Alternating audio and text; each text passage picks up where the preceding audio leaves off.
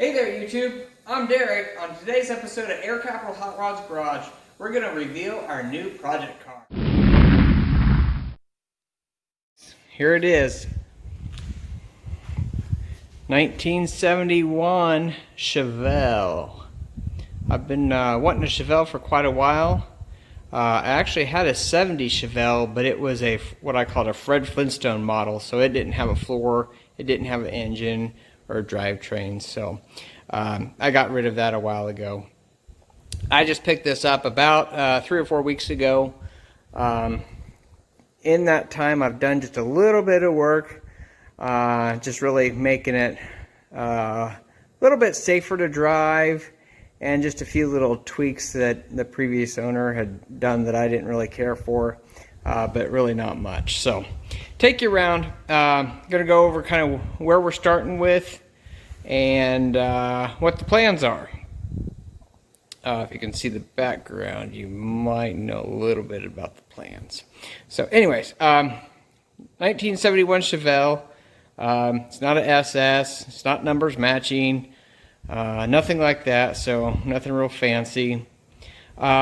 Basically, all of the rust repair has already been done. So that's a huge benefit to me. Still needs body work, and the gaps between the doors and the rear quarter panels and the front fenders are pretty much horrible.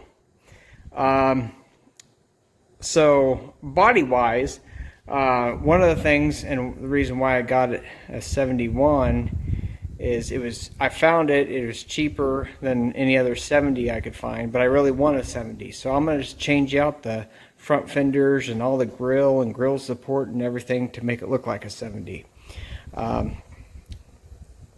If you don't like it, too bad.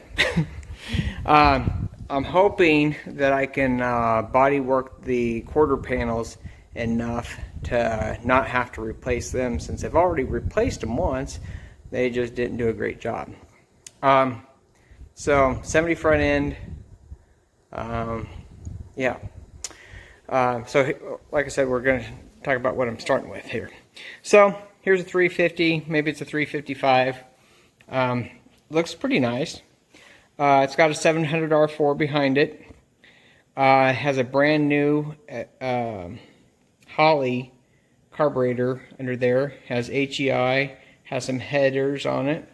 Has Canfield heads, which are, I did a little bit of research. I don't think they make them anymore, and they're supposed to be pretty decent. It has 4-wheel disc brakes already. It has a new steering column and new suspension. Has some cheaper tubular front control arms, and it has non-adjustable, I think they were UMI rear control arms. So it's really got mechanically a lot of things really going for it. It's got a brand new Optima battery, and yeah. It's got they went through the 12 bolt that's in it. Has 373 gears, which is a great match with that 700 R4. It cruises down the highway pretty good. It might need an alignment. At highway speeds, it seems a little twitchy. So I'll probably work on an alignment at some point.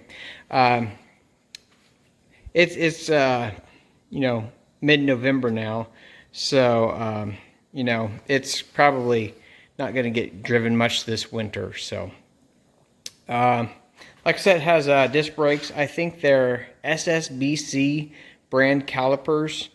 I think it was a kit from Summit. So 15-inch rally wheels. Yeah.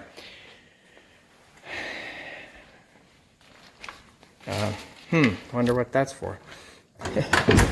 So on the interior here, it's got the SS style dash, I'll call it. It's actually from a Monte Carlo. It's got a B&M ratchet shifter.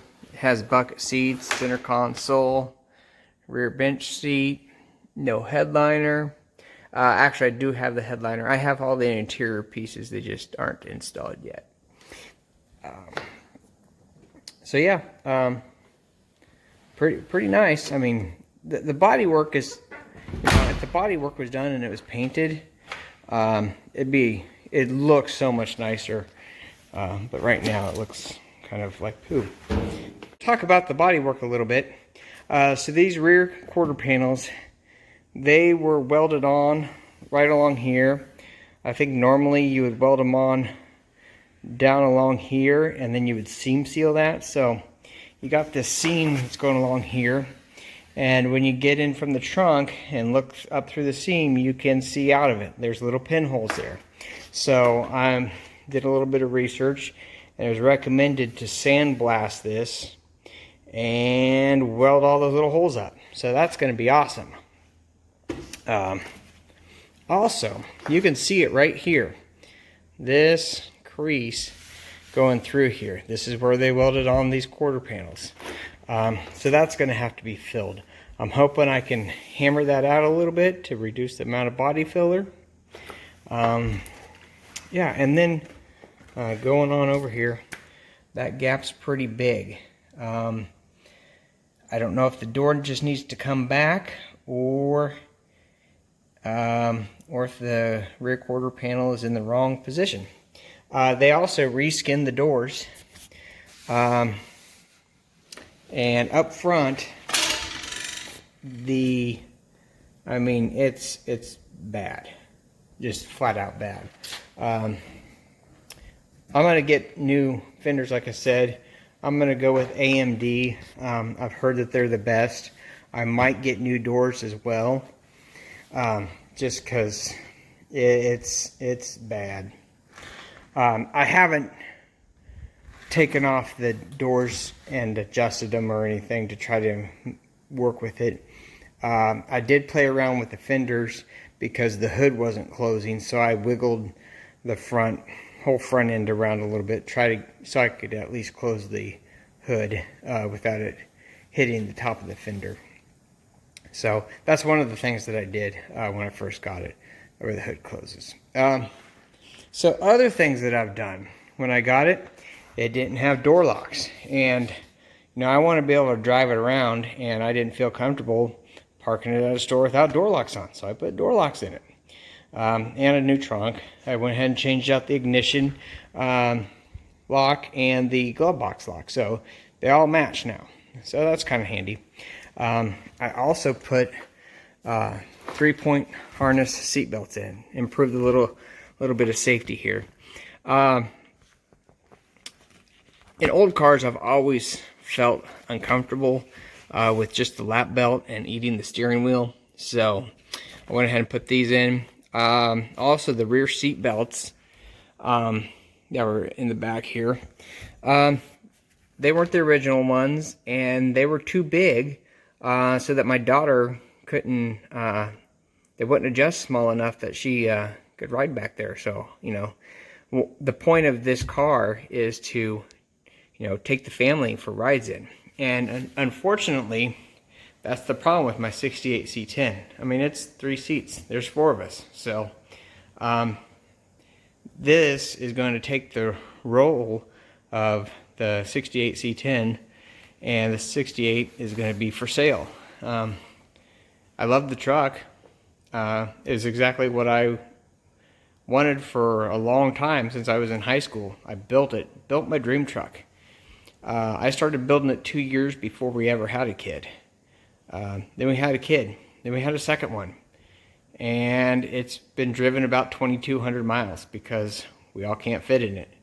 So it's kind of sad, one of those things where, when you're, mid-20s and don't have any kids, you don't even think about stuff like that. But so it'll be for sale. But back to the Chevelle here.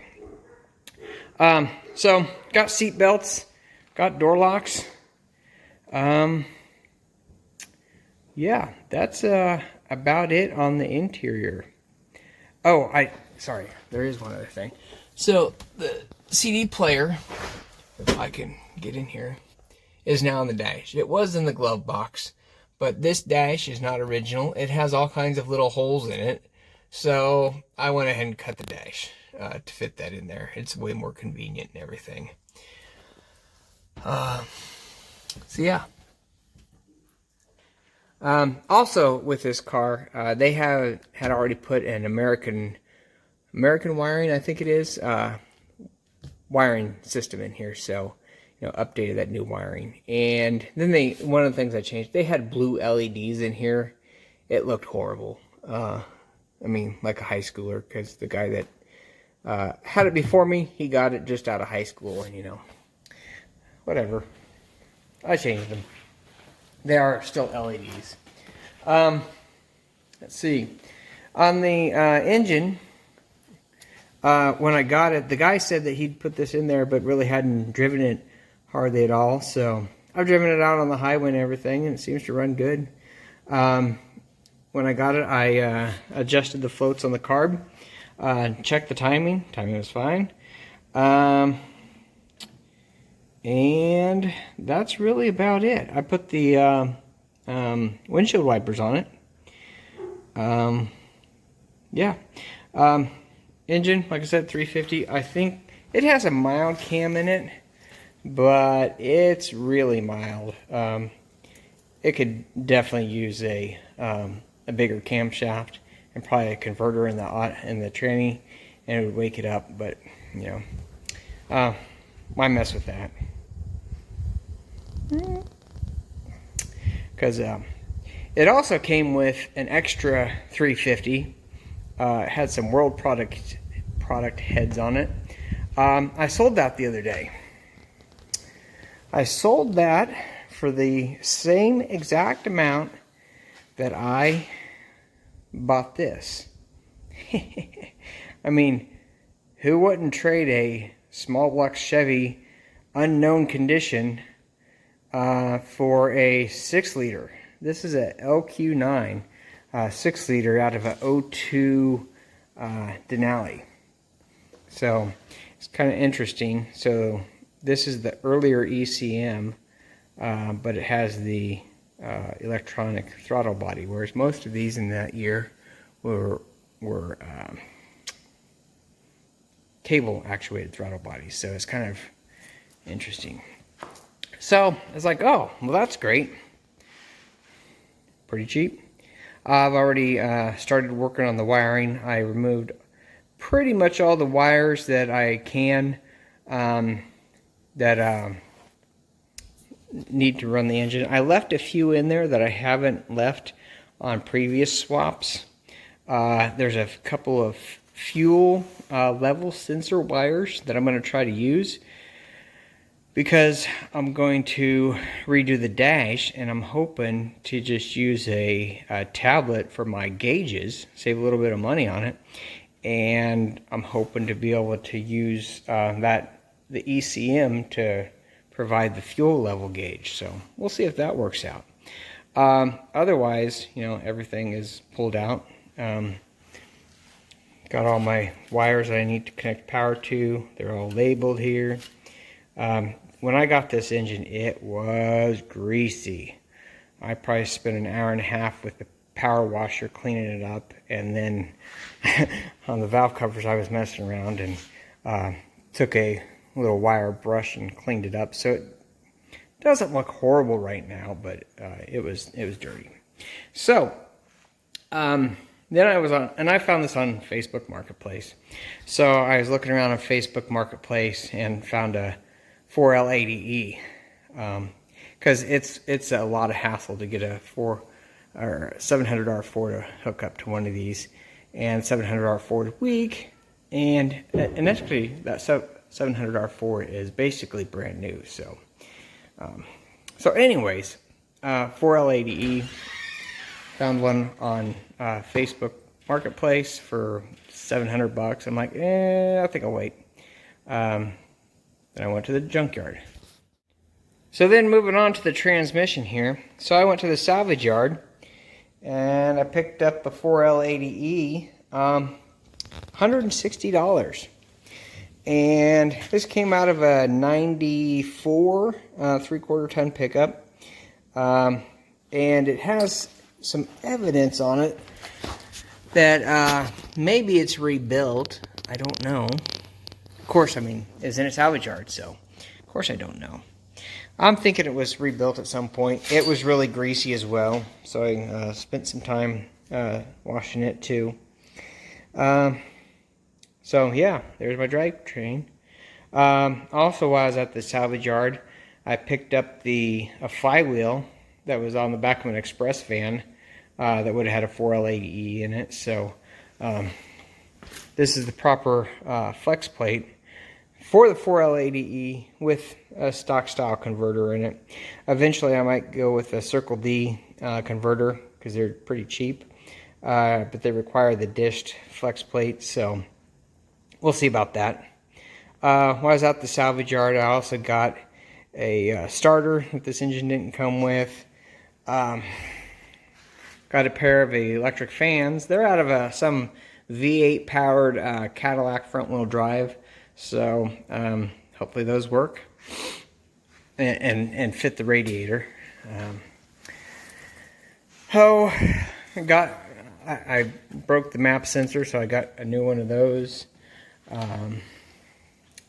Let's see, I got the accessories. I just took them off for washing the engine.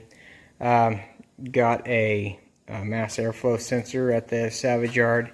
The coils I took off already. They're sitting over on the workbench. So, yeah, pretty much a complete engine. Should be. I mean, I got the major expense sitting in here.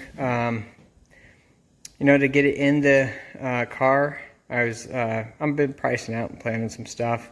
I think UMI have some pretty nice engine mounts that I might try out. They actually give you clearance to mount the air conditioning compressor in the stock location. So they set the engine far enough back, and the mounts themselves are far enough back to allow that.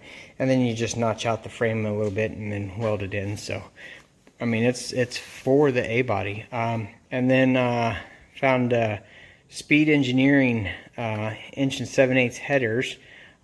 Saw some reviews and videos on that, and they look like they're supposed to fit pretty good. Yeah, and then I'm going to shave the intake manifold because they look like shit. Sorry, poo. I'm gonna rework where the wiring goes to and from. And then there's all those miscellaneous small parts that just add up, you know. To get the transmission to work, I'm going to get a couple of fittings for the cooling lines. I'm going to get a shift kit for it.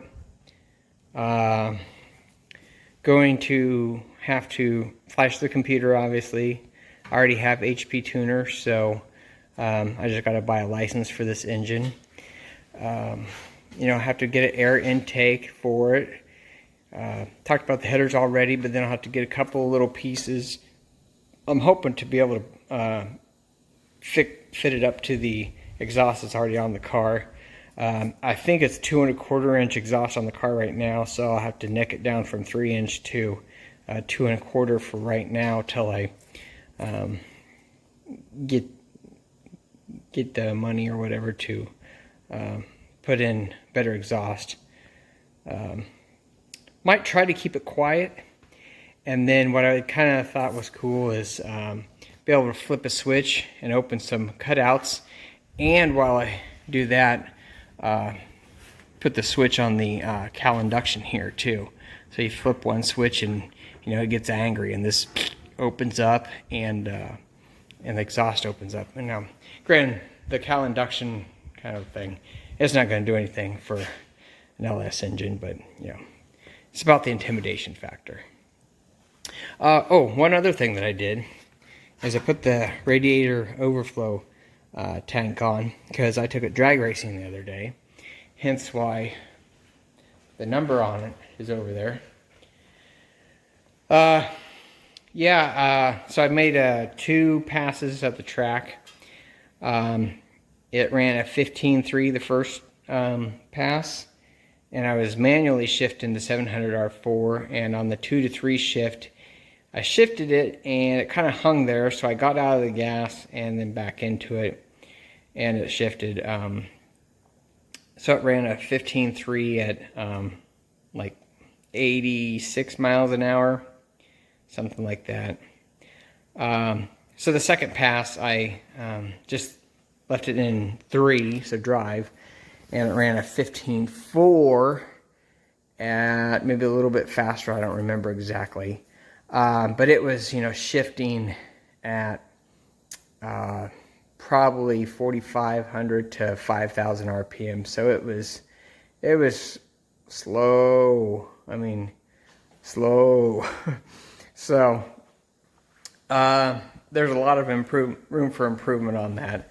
And of course, I launched it, and the tires, they're old, hard, dry. So yeah, it wasn't impressive for sure. But it was fun to go back to the track.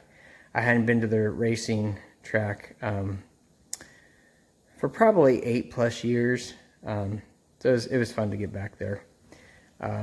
It's like 15 minutes away from my house, maybe less. So it's convenient too. And I mean, it was 70 degrees in November on Saturday, so why not? So yeah, LS engine, go into it.